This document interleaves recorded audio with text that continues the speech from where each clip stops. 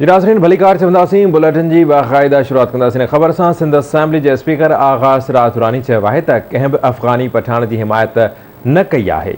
साबित थियण ते सियासत तां इस्तीफ़ा ॾेई छॾींदुसि। जेके सियासत में मुक़ाबिलो नथा करे सघनि उहे सोशल मीडिया जो सहारो वठी किरदार कुशी करे रहिया आहिनि। ॾखण वेझो ॻोठ लुंगाणी में सिंध असेंबली जे स्पीकर आगा सिराज दुरानी पीपी अॻवान इमरान जुनेजो सां संदसि चाचे हुज़ूर बख़्श जुनेजो जे वफ़ात ते ताज़ियत बाद मीडिया सां ॻाल्हि ॿोल कंदे चयो त पार्टी बुनियादनि ते मकानी चूंडूं थींदियूं। उन चवण त ॾखण शहर खे टाउन बाबति लिखियल ख़त प्रोसेस में आहे। कोशिश कई वेंदी त इलेक्शन खां पहिरियां ॾखण खे टाउन जो दर्जो ॾिनो वञे। उन चवण त मकानी चूंडुनि में पीपल्स पार्टी सोभ माणींदी।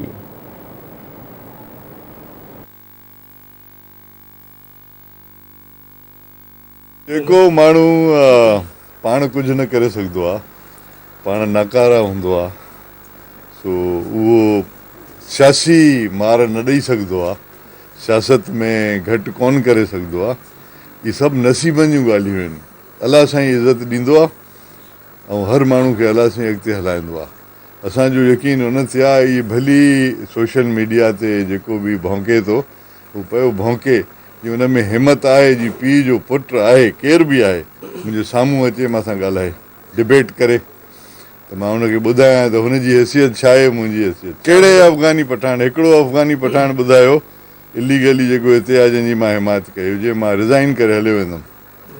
मां त ॼायो हिते आहे, मुंहिंजो पीउ हिते ॼायो आहे, मुंहिंजो ॾाॾो हिते ॼायो आहे, 200 साल खां हिते रहूं था, सिंधी ॻाल्हायूं था, सिंधी कल्चर असां एडॉप्ट कयो आहे, असांजो सॼो ख़ानदान सिंधी आहे, सिंध ते असां पंहिंजी रत ॾींदासीं।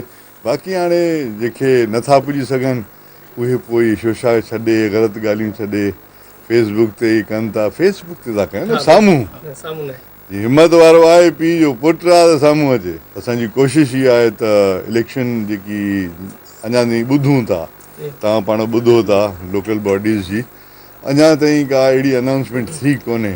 उहा अनाउंसमेंट थींदी त असां बि कोशिशि कंदासीं त उन इलेक्शन खां अॻु में मां चाहियां थो त ॾखण में बि टाउन कमेटी ठहे, जीअं तव्हां सभिनी जेके ॾखण शहर में रहो था तव्हांखे वधि में वधि बेनिफिट मिले।